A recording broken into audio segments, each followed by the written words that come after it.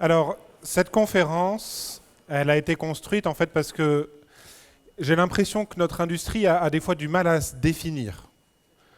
C'est-à-dire que quand on regarde, il y a des débats notamment qui n'en finissent pas.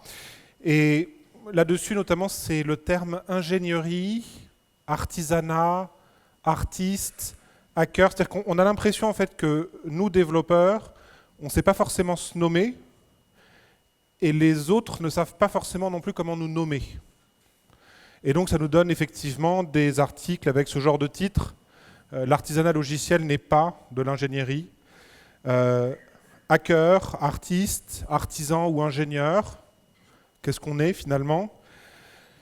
Est-ce que on est des artistes du code? Est-ce qu'on est réellement des ingénieurs? Enfin, on sent qu'il y a un truc autour de la définition qu'on essaie de donner à notre métier, et ça fait des années qu'on n'y arrive pas.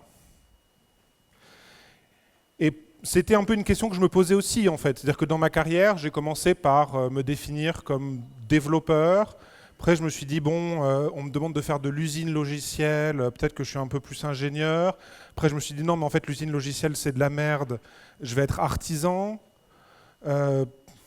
Et puis, en fait, finalement, en continuant un peu mes recherches, la question, c'est peut-être juste la définition qu'on donne à tout ça. Et cette présentation, en fait, pour moi, c'est un petit peu une tentative de vous donner une définition qui n'est pas la définition, mais qui est simplement, en fait, des définitions que j'ai trouvées explicites pour nous qualifier et pour qualifier ce que l'on faisait, en fait. Et quand je parle de définition, justement, je vais juste vous laisser quelques secondes pour imaginer quelle est la définition que vous donnez au métier d'ingénieur. Qu'est-ce qui, pour vous, définit un ingénieur? Parce que ça, déjà, en fait, c'est très intéressant. C'est très intéressant parce qu'on se rend compte que déjà, les gens ont souvent du mal à qualifier ce qu'est que l'ingénierie. Et souvent, quand on a quelque chose en tête, on a une définition qui ne ressemble pas forcément, en fait, à celle que l'on pourrait trouver dans le champ de recherche associée à ça. Et il faut savoir qu'en réalité, il y a très très peu de livres qui se posent la question de ce qu'est l'ingénierie. C'est-à-dire que l'ingénierie, elle est toujours dans un contexte d'une industrie donnée. Mais il n'y a pas vraiment d'études sur ce qu'est l'ingénierie. Alors il y a une définition qui existe, qui est celle-ci, et qui a été donnée par Billy Vaught dans Definition of the Engineering Method. Et quand on la lit, c'est-à-dire donc la méthode d'ingénierie est l'utilisation d'heuristiques pour provoquer les meilleurs changements dans une situation qui est incertaine, mal comprise, avec les ressources disponibles. Quand on voit cette définition, déjà, c'est rarement la définition qu'ont les gens, en fait, quand on leur dit c'est quoi un ingénieur et c'est quoi l'ingénierie. Parce que là, on sent bien qu'on s'éloigne énormément de l'aspect très structuré, très planification, documentation, que souvent on rattache en fait, au terme d'ingénieur.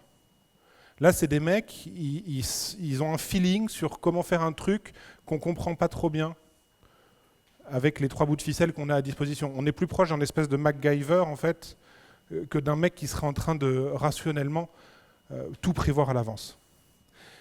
Et c'est un peu ça, en fait, l'idée de ce talk. Donc, c'est un talk qui va parler effectivement de l'ingénierie logicielle. Moi, je m'appelle Arnaud Lemaire. Sur Twitter, on va me retrouver sous @lilobase. Et actuellement, je travaille en tant que développeur pour la finance de marché dans une boîte qui s'appelle LGO. Et alors pour commencer, il y a quelque chose qui m'intéresse et qui est toujours assez intéressant, c'est que souvent, dans notre métier, la personne qui fait un peu l'ingénierie, on l'a qualifiée d'architecte logiciel. Et déjà, ce premier terme, en fait, il est assez amusant. Et il y a Martin Fowler, en fait, qui en a fait un article qu'il a nommé Building Architect, et dans lequel il dit, en fait, un architecte, dans le monde de la construction, n'est pas responsable pour l'intégrité structurelle du bâtiment. En fait, c'est un ingénieur en structure qui va se charger de ça. En gros, un architecte, si jamais on prend l'origine du terme, c'est plutôt quelqu'un en fait, qui va discuter avec l'entreprise cliente, avec prendre en compte les utilisateurs finaux dans la conception, mais plus au sens esthétique et organisation de l'espace qu'au sens structurel et ingénierie du terme. Et donc, en réalité, si on devait vraiment avoir une métaphore pour l'architecte logiciel, ce serait plutôt quelqu'un qui aurait un rôle d'UX designer que réellement la personne qui décide de comment le logiciel va être designé.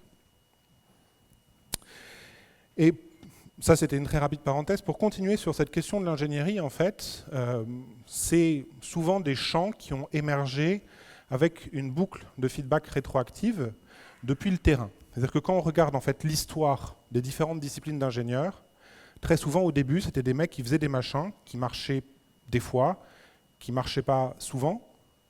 Et puis progressivement, ils ont réussi à consolider leurs connaissances. Et derrière, il y a un champ de recherche qui a commencé à pouvoir leur donner des réponses à pourquoi dans certains cas ça marche et pourquoi dans d'autres cas ça ne marche pas.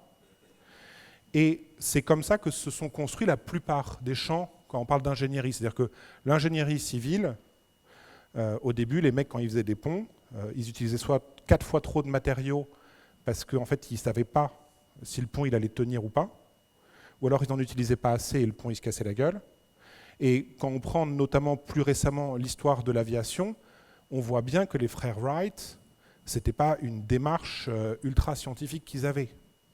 Les machins, ils bricolaient un truc, ça se crachait, ils modifiaient 2-3 trucs, ça se recrachait, jusqu'au moment où ils ont fini par avoir quelque chose qui a décollé.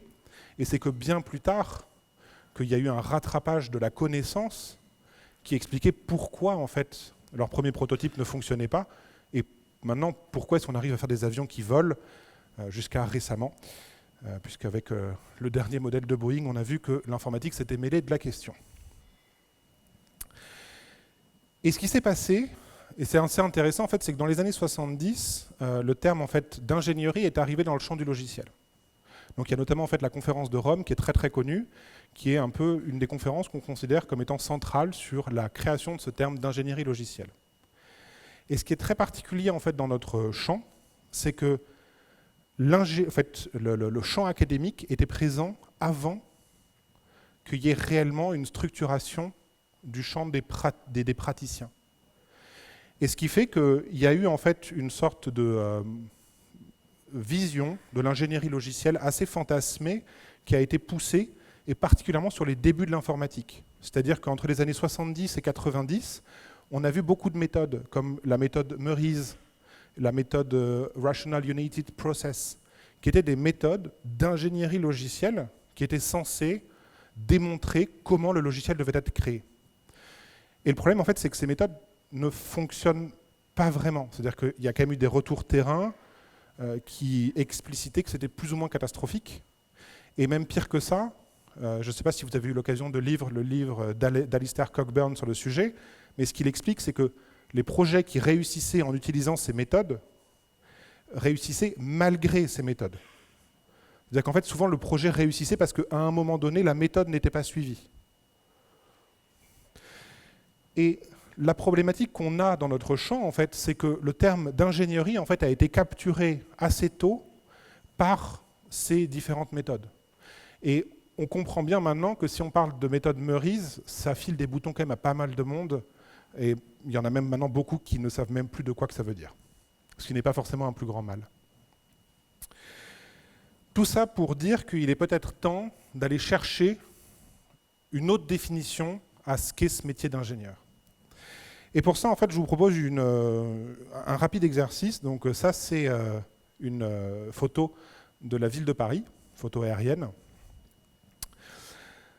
Ça, c'est une représentation de la ville de Paris. Donc ça, c'est le plan de la RATP. Ça, c'est aussi une représentation de la ville de Paris. Ça, ce sont les axes de transport. Et ça, c'est aussi une représentation de la ville de Paris. C'est la densité de population.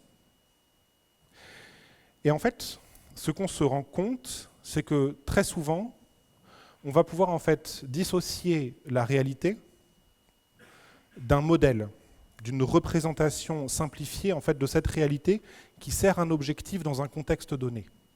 Et ça, c'est important en fait de bien l'avoir en tête. Quand on dit en fait la carte n'est pas le territoire, c'est tout simplement en fait cet élément-là, c'est-à-dire que avoir une carte de la RATP, c'est beaucoup plus utile quand je veux me déplacer d'un point A à un point B dans Paris en métro que d'avoir une photographie aérienne de la ville. Parce que très souvent, je ne vais même pas réussir à voir les stations sur ma photographie aérienne. Donc ça ne sert à rien. Par contre, quelqu'un qui cherche à pouvoir mesurer des distances, si on lui file une carte du métro, il va avoir des résultats complètement faussés, puisque cette carte ne respecte absolument pas les distances réelles entre les différentes stations. Et donc en fait, ce qu'il faut bien comprendre, c'est qu'on a des ensembles de solutions qui sont spécifiques en fait à des cas en fait de problématiques données, mais qui sont toujours qu'une simplification et une représentation du réel. Et bien sûr, une des problématiques qu'on a très souvent, ça c'est une parenthèse, mais c'est qu'on va avoir des gens qui ont une petite tendance en fait à essayer de construire une cartographie du réseau métro en partant de la cartographie de la densité de population. Et ça ne marche pas du tout. Ou au contraire, à partir en fait, d'une ancienne cartographie de métro, par exemple ça, pour construire la représentation actuelle. Et ça, notamment, en fait, c'est ce qu'on retrouve très très souvent dans les reprises de legacy. C'est-à-dire qu'en fait, une reprise de legacy, c'est un peu comme si on vous demandait de construire une cartographie du métro actuel et qu'on vous donnait la cartographie du réseau de 1914, qui est votre SI d'époque, et qu'on vous disait « Allez, c'est parti les gars ».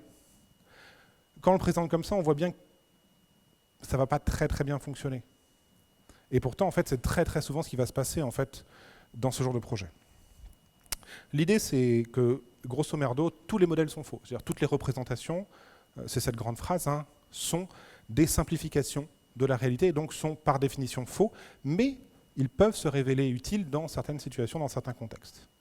Et surtout, c'est ce qui va nous permettre en fait, de catégoriser ces deux grands ensembles que sont l'espace du problème, c'est-à-dire l'espace de la réalité où se pose la question de l'usage, et la solution que l'on va pouvoir apporter à cet élément. Et ça, c'est quelque chose qui est très très très important d'avoir comme distinction. Parce que, et on va le voir plus tard, c'est souvent la source de pas mal de problématiques dans le positionnement des développeurs sur leurs projets et au sein de leur entreprise. C'est-à-dire que vous avez, et il faut bien le comprendre, d'un côté le domaine du problème, qui est en fait la réalité du business, la réalité de l'entreprise, les contraintes, et vous avez de l'autre côté la solution, c'est-à-dire quel logiciel ou pas, quels éléments on va pouvoir construire pour résoudre le problème donné.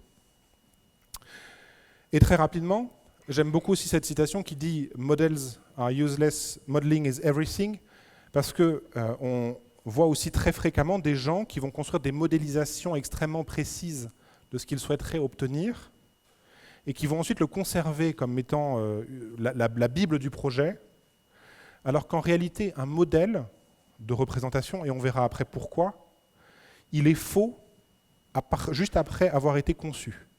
On le sait tous, pour vous donner un modèle que l'on manipule des fois assez fréquemment, si vous vous amusez à représenter les modules dans votre projet, vous pouvez être sûr qu'une semaine ou 2 semaines après, ce ne sera plus la réalité parce que vous vous serez rendu compte qu'il y en avait qui n'étaient pas bien nommés, d'autres qui n'étaient pas au bon endroit, etc., etc. Et donc c'est très très important de bien comprendre que tous ces modèles aussi, c'est quelque chose qui doit être jeté, ne pas être considéré pour la suite du projet en fait. Ce qui est important, c'est qui était dans la pièce au moment de les construire, ces modèles. Parce qu'en fait, ce qui est important, c'est le fait qu'on se soit mis d'accord à plusieurs sur une représentation de ce que l'on allait créer. Et pour moi, c'est aussi quelque chose qui est très très important à avoir en tête. Et donc, ne pas passer 2 semaines à faire des schémas incroyables tout seul dans son coin pour ensuite les proposer au reste de l'entreprise. Parce qu'en fait, vous avez perdu toute la valeur de l'exercice. La valeur de l'exercice était justement de le faire avec d'autres personnes pour que vous vous mettiez d'accord sur ce que vous alliez développer comme type de solution. Et là, je viens de tout dire à l'oral, c'est super. Et en fait, la définition que je propose, justement, en fait, c'est que le champ de l'ingénierie, ce serait de partir de ce domaine du problème pour aller vers ce domaine de la solution. Et si on considère que l'espace du problème, c'est en gros quels sont les objectifs que doit atteindre un produit, quel est l'environnement business dans lequel ce produit est créé, quelles sont les solutions en termes d'environnement, donc là ça va être des contraintes en termes de performance, d'availability, etc., qui sont portées, Et si on met derrière la notion de solution space, la conception, le design et l'opérationnel du produit, en fait, on se rend compte que cette flèche, ça représente notre activité de développement, en fait. Et donc, il n'y a aucune raison de ne pas considérer notre activité comme étant autre chose que tout simplement de l'ingénierie. Et ce qui est très, très intéressant et important, c'est qu'une fois qu'on a positionné, en fait, cette espèce de dichotomie entre ces deux grands mondes, on va pouvoir commencer à comprendre pas mal de problèmes de communication qu'il peut y avoir.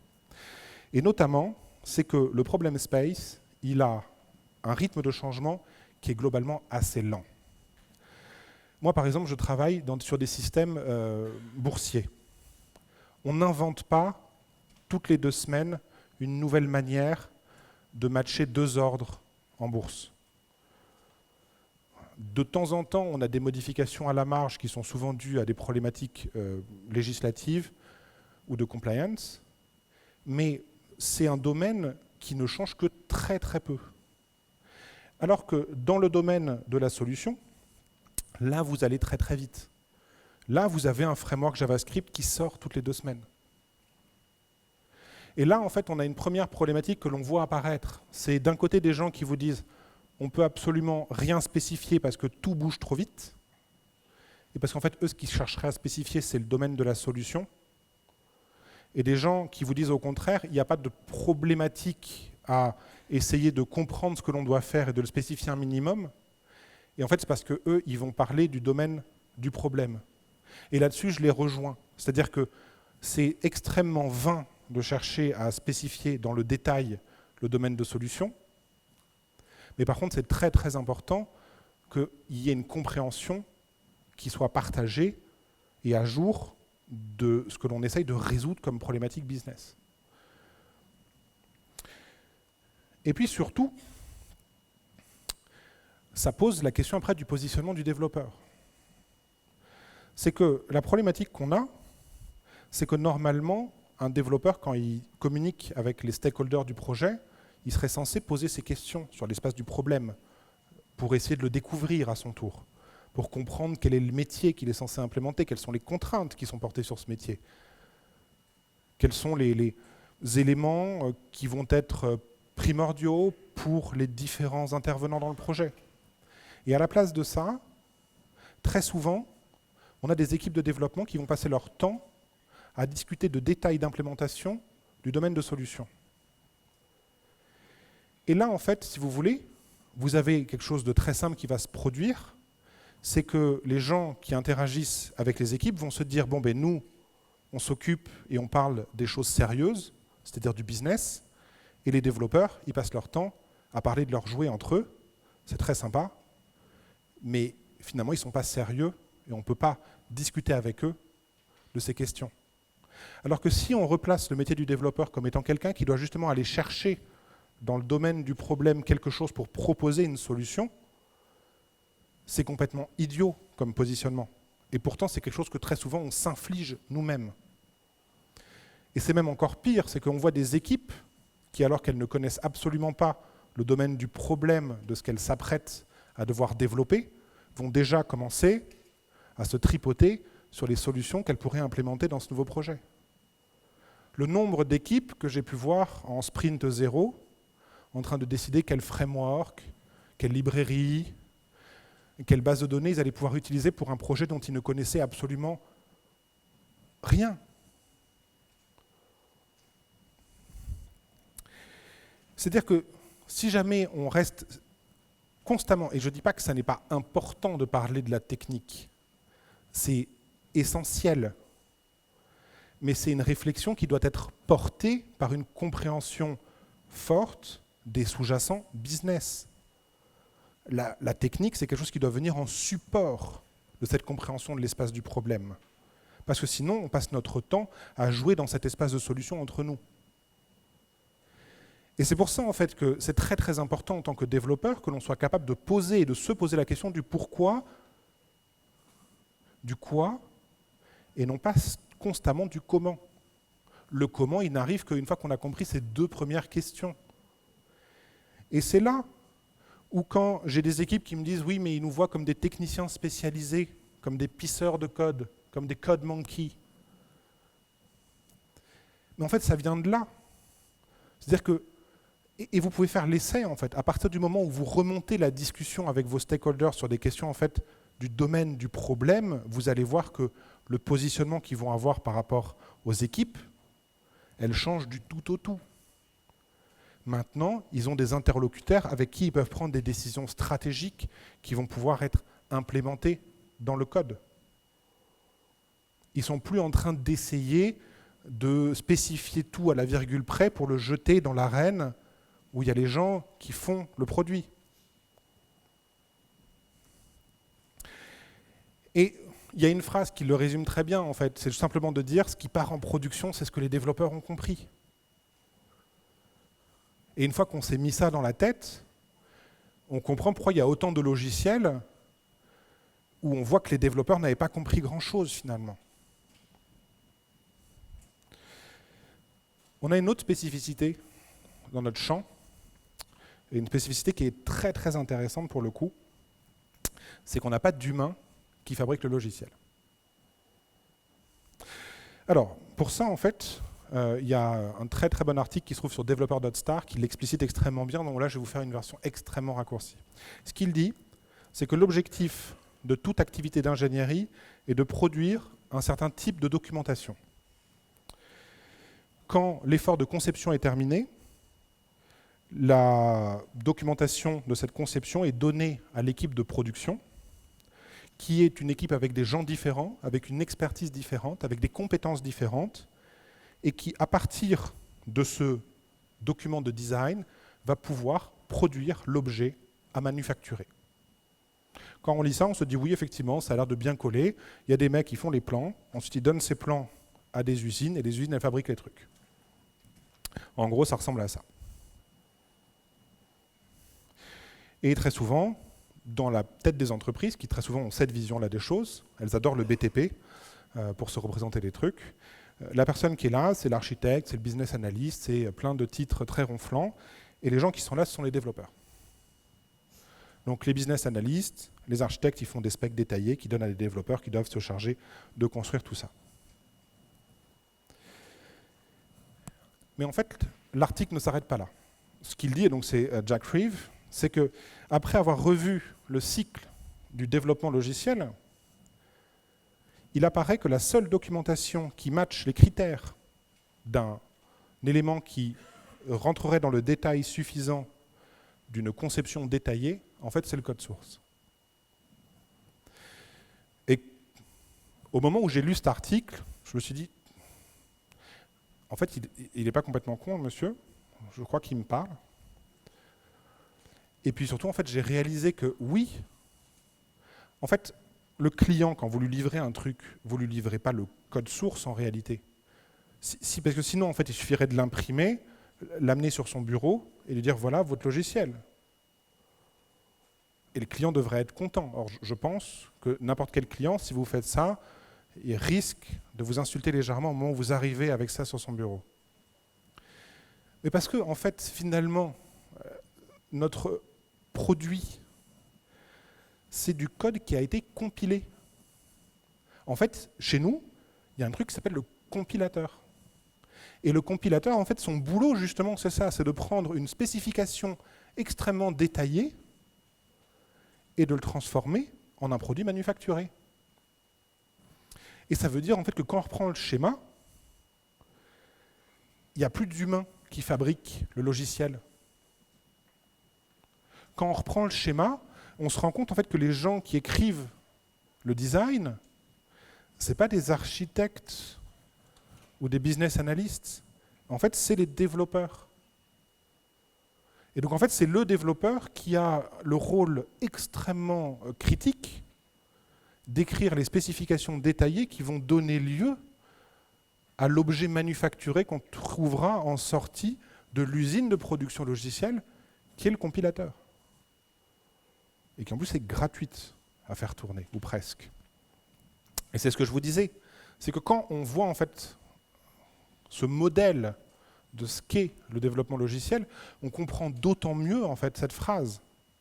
Ce qui part en production, c'est ce que le développeur a compris. Ce qui part en production, c'est la spécification détaillée que le développeur a pu donner au compilateur afin qu'il en fasse un produit fini. Le code source. Et c'est pour ça que lorsque je vois dans des entreprises l'utilisateur final qui est obligé de communiquer avec un chef de projet, qui est obligé de communiquer avec qui fabrique le cahier des charges fonctionnel, qui le passe à un lead technique, qui en fait un cahier des charges technique, et qui enfin est passé au développeur, on sent qu'il va y avoir un problème.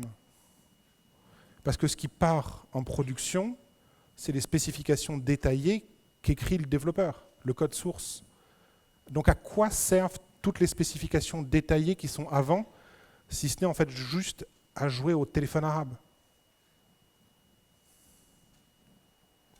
Et puis, si vous voulez la version plus Enterprise Ready, vous avez l'utilisateur final qui parle à la DSI, qui parle à la MOA, qui parle à l'AMOA, qui parle à la MOE, et qui embauche une armée de sous-traitants qu'ils appellent des développeurs. Mais c'est la même idée, en fait. Et c'est, pardonnez-moi l'expression, absolument d'une stupidité inégalable. Et après, il y a encore des gens quand même qui viennent nous voir et dire comment ça se fait que ça ne marche pas bien, le logiciel, machin. Arrêtez d'être con. Enfin. Et le fait que la spécification détaillée soit le code source, et en plus ce qui est très bien, c'est qu'au premier rang, on a quelqu'un qui connaît assez bien le sujet, ça veut dire que c'est de cette spécification détaillée que doivent partir tous les efforts de documentation. Tu as vu ça un peu, cette transition sauce-mousse? Donc Cyril, notamment, a fait un très bon bouquin sur le sujet. Mais c'est vraiment cette idée, en fait. C'est que si on considère que ce qui compte, la spécification du logiciel, c'est le code source, alors c'est du code source que doivent partir les efforts de documentation. Parce qu'on a déjà essayé plein de fois de le faire dans l'autre sens. C'est-à-dire, je ne sais pas si certains sont assez vieux pour avoir vécu les trucs où on traçait des diagrammes UML et puis ça générait plein de classes. Et puis comme ça, les développeurs n'avaient plus qu'à remplir ce qu'il y avait dans les classes. Ça ne marche pas. Ça ne marche pas du tout même en fait. L'effort, il doit toujours venir du code source. Et notamment, en fait, ce qui est assez intéressant, c'est que régulièrement, il y a des outils justement qui proposent de dire oui, on va enfin vous proposer un truc qui vous permet de ne plus avoir besoin de développeurs pour coder votre logique business, etc. Et en fait, c'est ce que j'ai appelé the Verhaes hypothesis. Alors il paraît que ça ne vient pas directement de Matthias Verhaes, mais c'est grâce à lui que je l'ai découvert. Et ce qu'il dit est assez vrai, c'est que n'importe quel outil qui permet à un non-développeur de construire un programme exécutable finit par devenir suffisamment complexe pour que l'utilisateur devienne effectivement un développeur.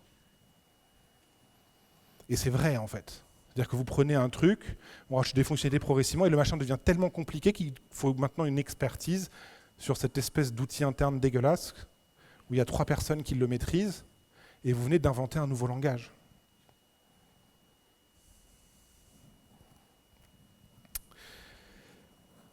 Il y a un autre élément aussi qui est très intéressant en fait, quand on parle d'ingénierie, c'est en fait de regarder un petit peu le prisme des boucles de feedback. Alors, ce prisme des boucles de feedback, en fait, il est très très intéressant parce que justement, la vision qu'on a en fait de l'ingénierie, qui est souvent la vision un peu fantasmée qu'on peut avoir, elle vient justement d'une mécompréhension de ces boucles de feedback. C'est-à-dire qu'en fait, on peut, grosso modo, classifier en fait ces activités d'ingénierie sur un axe entre les méthodes plutôt dites empiriques et les méthodes dites plutôt formelles.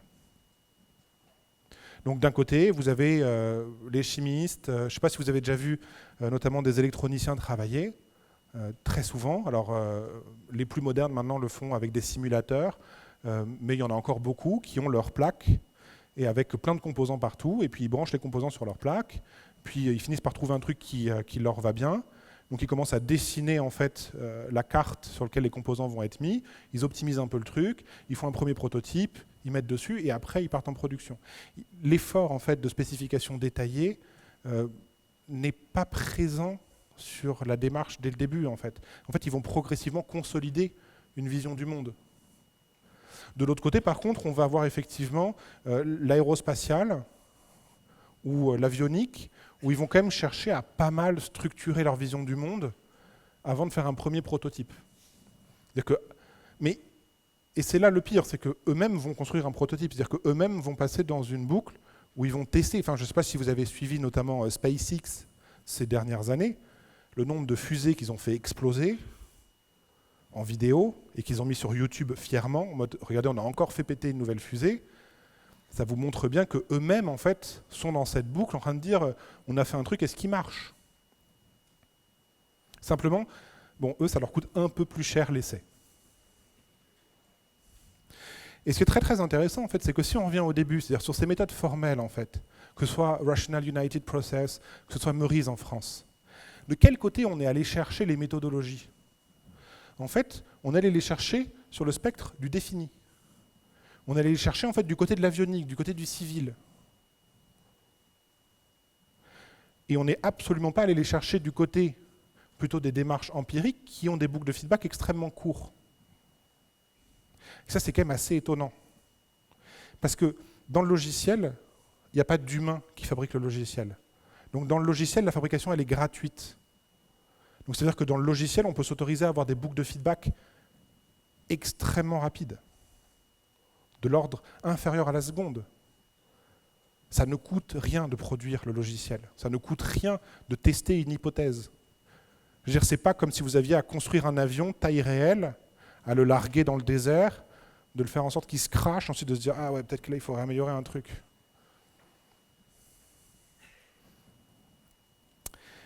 Et en fait, c'est parce que ce qu'il faut bien comprendre, c'est que les méthodes formelles, elles ont été en fait tout simplement construites pour économiser de l'argent. C'est-à-dire que quand vous avez fait péter une dizaine d'avions, bon, le département finance de l'entreprise de chez Airbus, il vient les voir et il leur fait « Les gars, il faudrait peut-être se calmer. » Et on les comprend. Ça finit par coûter quand même. Et c'est en fait tout simplement pour ça que toutes ces méthodes ont été inventées. Et la problématique qu'on a eue, c'est que dans le logiciel, il y a eu une mécompréhension absolue de cet effet-là, en fait. C'est que dans le logiciel, on s'est dit en fait que ce qui allait coûter de l'argent, c'était dans l'assemblage final du logiciel. C'est-à-dire que, en fait, si on définissait bien tous les building blocks du logiciel, et bien de cette manière, à la fin, on n'aurait plus qu'un puzzle à assembler et ça marcherait tout seul. Et nous, on pensait que ce qui coûtait cher, en fait, c'était si les pièces du puzzle, elles ne s'imbriquaient pas bien les unes avec les autres. C'est-à-dire ce qu'on appelle l'intégration du logiciel. Alors qu'en réalité, en fait, ce qui coûte cher, c'est la longueur de la boucle de feedback. C'est-à-dire que plus vous attendez avant d'avoir un feedback sur quelque chose, plus vous mettez de risques pour l'entreprise. Parce qu'en fait, vous ne savez pas si le truc que vous avez fait, il marche. Tant que vous n'avez pas construit un avion, que vous ne l'avez pas éclaté dans le désert du Nevada, vous ne savez pas comment est-ce qu'il va se comporter en cas de crash. Tant que vous n'avez pas pris un logiciel et que vous n'avez pas exécuté ces tests unitaires, vous n'avez aucune idée de si ce que vous avez imaginé être son comportement est bien là. Et c'est là où c'est génial, c'est que nous, pour le coup, des boucles de feedback, on en a plein. On en a plein et surtout à des échelles de temps extrêmement courtes. C'est-à-dire que la première, c'est votre IDE. Alors, pour ceux qui utilisent Notepad++, ce n'est pas forcément le cas. Mais j'espère qu'il n'y en a pas trop dans la salle. Mais normalement, enfin du moins mon IDE, si jamais je fais une faute de syntaxe, il va me le dire instantanément. Instantanément, il va me dire « Là, tu as oublié un truc ». Ça, c'est déjà une première boucle de feedback. Deuxième boucle de feedback, c'est mon système de type. Si jamais je lui ai dit que je voulais avoir une maison et qu'à la place je passe des oranges, mon système de type, il me dit « à te faire foutre ». Pas possible. Le pair programming, c'est aussi une boucle de feedback. Le fait que j'ai un mec à côté qui est en train de regarder ce que je suis en train de faire en même temps, ben ça veut dire que j'ai un deuxième cerveau qui peut m'arrêter et me dire « attention, là, tu es en train de faire de la merde. Là, tu as oublié ce cas. » Les tests unitaires, c'est aussi une boucle de feedback. J'écris quelque chose que je pense être vrai dans mon système, et ensuite je vérifie si mon système se comporte bien de la manière dont je l'avais imaginé. Et ensuite, vous avez des boucles de feedback qui vont monter comme ça. L'intégration continue, forcément, le fait d'avoir un client disponible afin de pouvoir communiquer avec lui, de dire « regarde, je viens de faire ça, est-ce que c'est bien ou pas ?» C'est un feedback très intéressant. le fait que vous ayez effectivement le code qui soit connu et compris et partagé par toute l'équipe. Et tout ça, en fait, vous voyez, ce sont des boucles de feedback qui ont des temporalités différentes. Mais ce qui est incroyable avec notre industrie, c'est que les premières temporalités, elles sont très très courtes. Alors bien sûr, dans ce diagramme, pour ceux qui connaissent un peu, tout ce qui est en fait du côté droit pour vous, c'est toutes les pratiques XP en fait. En fait, l'extreme programming, son idée, alors même si ça n'a pas été explicité de cette manière, ça a été tout simplement de dire, ok, quelles sont les boucles de feedback qu'on peut introduire dans le logiciel. Parce que, en fait, ce qui est pas important avec les boucles de feedback, c'est qu'une boucle de feedback vous permet de dérisquer un élément. C'est-à-dire qu'une fois que vous avez livré quelque chose, ce n'est plus un risque. Ce n'est plus un risque pour vous, ce n'est plus un risque pour l'entreprise. L'entreprise, elle n'est pas en train de se dire, mon Dieu, qu'est-ce qu'ils ont fabriqué? Elle voit un truc qui est fabriqué. Et ça change tout pour elle. Et ça, c'est très important en fait, de bien d'avoir en tête. C'est-à-dire que ce qui a vraiment de la valeur, c'est ce qui est livré au client. Parce qu'en fait, finalement, quand vous avez une entreprise qui vient vous demander du reporting, c'est quoi pour elle? C'est juste une manière de gérer son risque. C'est de dire, j'ai mis 200 000 balles sur la table, pour l'instant, je ne sais pas où ça en est, donc maintenant, je veux des pourcentages. Parce que les mecs sont en train d'avoir la flippette, qu'au lieu de 200 000 boules, ça leur en coûte 500 000, et que vu qu'ils avaient prévu que ça allait leur en rapporter 500 000, qu'en fait, ça ne leur rapporte plus d'argent. Alors qu'à partir du moment où vous leur avez livré un truc, en fait, ils voient ce qu'ils ont. Et même si ce n'est pas encore complet en termes de fonctionnalité, ce qu'ils voient, ça n'est plus une devinette pour eux. Ils le voient, ça n'est plus un risque. C'est quelque chose qui a été produit. Et c'est pour ça en fait que plus vos boucles de feedback, et notamment la boucle de feedback qui va vers le delivery, est courte, plus vous mettez à l'aise vos stakeholders et généralement moins vous avez de reporting, tout simplement parce qu'ils ne sont plus en train d'estimer en permanence le risque qu'ils prennent.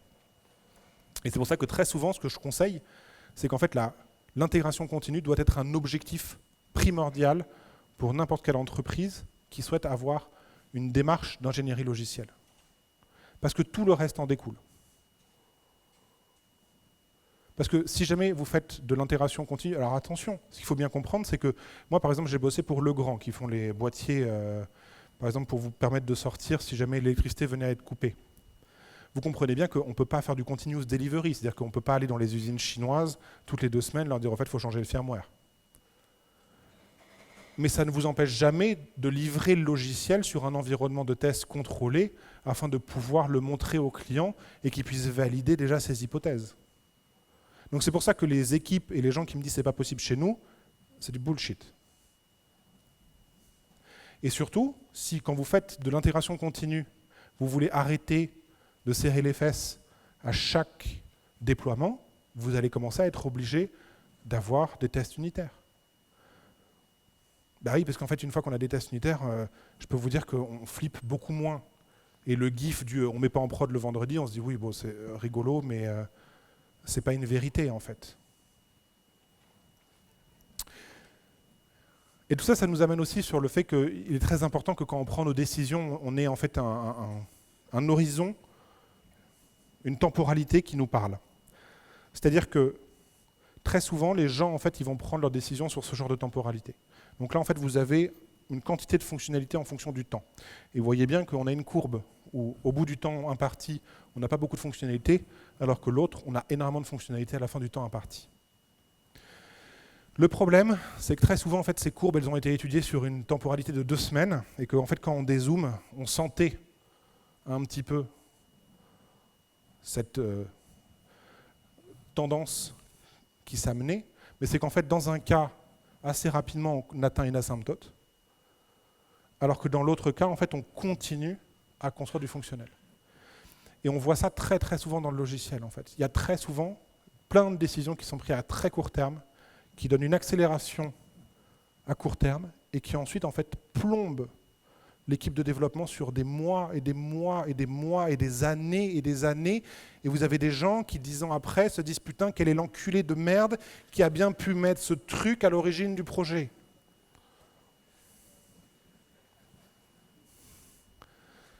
J'ai un collègue qui a cette phrase que je trouve très vraie. Il dit « La qualité d'aujourd'hui, c'est la productivité de demain ». C'est ça l'idée, en fait, tout simplement. Et vous le faites pour vous, vous le faites pour vos collègues. Et en plus, l'entreprise en sera très contente. Et ne venez pas me parler de surqualité. Ça, c'est un terme qui a été inventé, je ne sais pas par qui, mais qui ne veut rien dire. Faire du travail de qualité, on ne peut pas aller au-delà. Soit on fait un truc de qualité, soit on fait de la merde.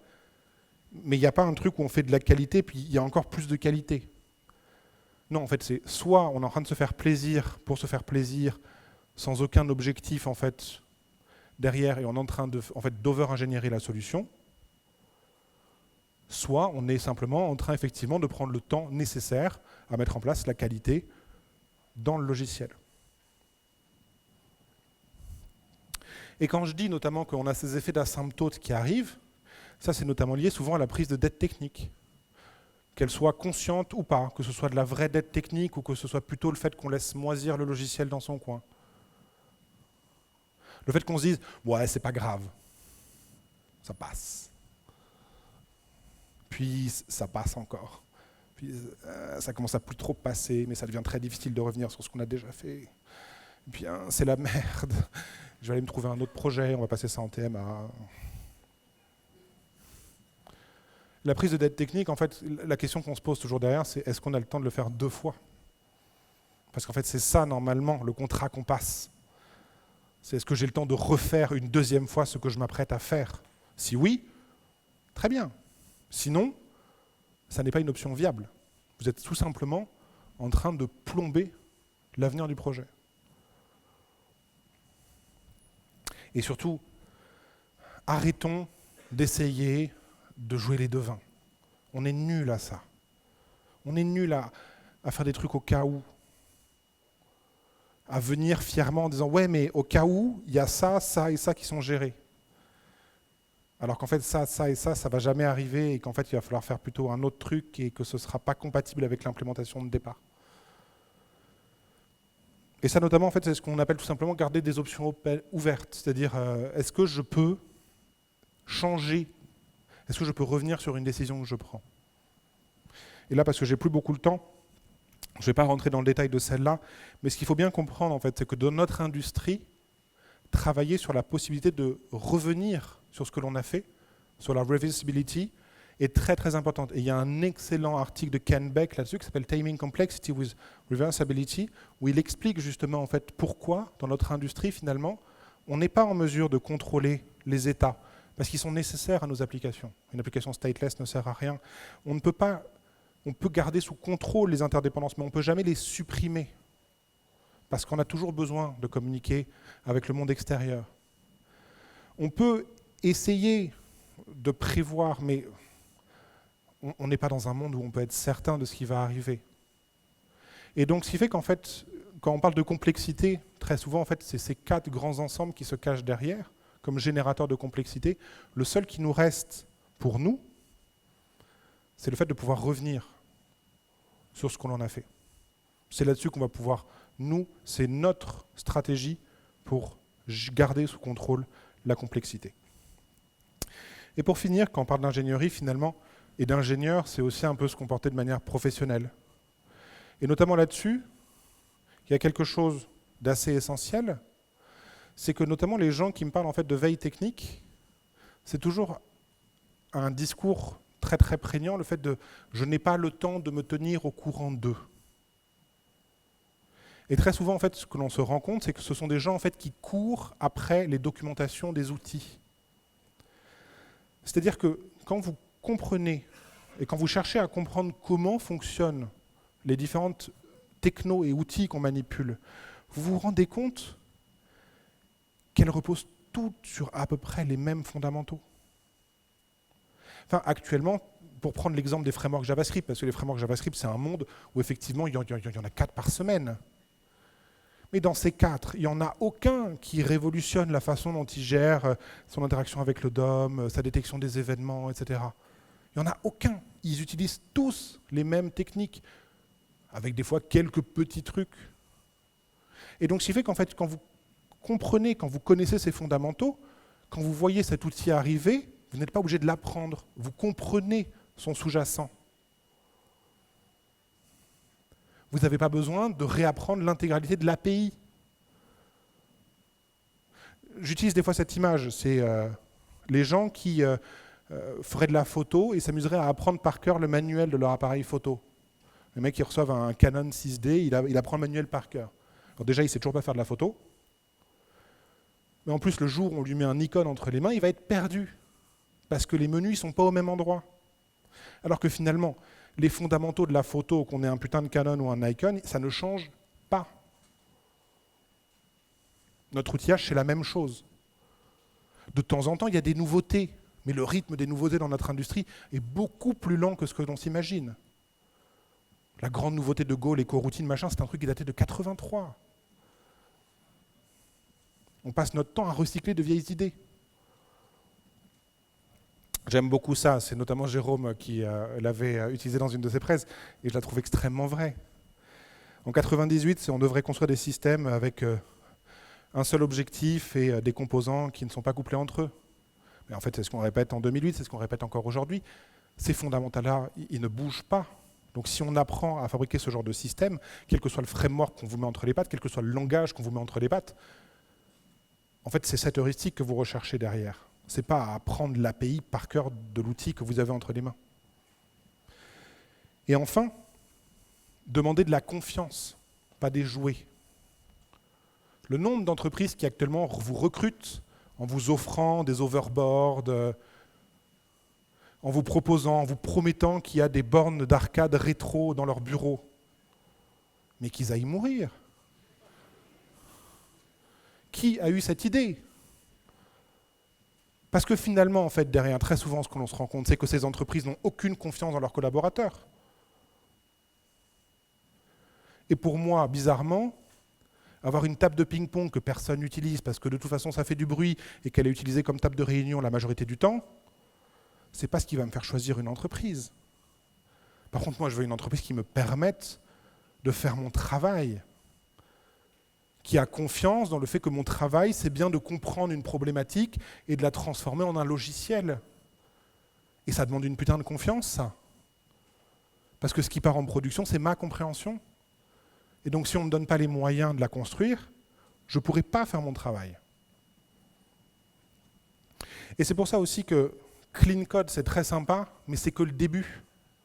Faire du code joli, du code propre, du code beau, c'est le début. C'est la première marche, même pas. Savoir marcher. Parce que ça vous apprend absolument pas, en fait, à comprendre le contexte business, à savoir comment faire de la conception, à organiser tout ça.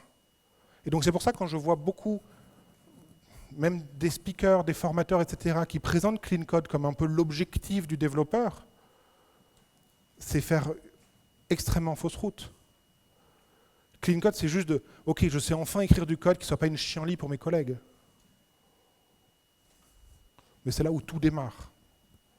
Et enfin, pour clôturer, un très rapide message. Parce que très souvent, les développeurs me disent « Oui, mais on ne peut pas parce qu'on n'a pas le droit, parce que notre manager, gna gna gna gna gna. » Le manager, vous le faites, il va vous dire quoi ?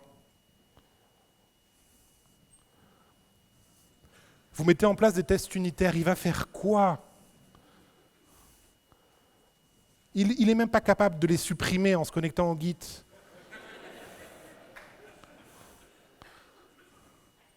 Et puis il n'est pas content, qu'est-ce qui se passe ? Donnez-lui votre clavier, qu'il fasse votre travail à votre place, si jamais il a tant de choses à dire sur comment vous vous organisez.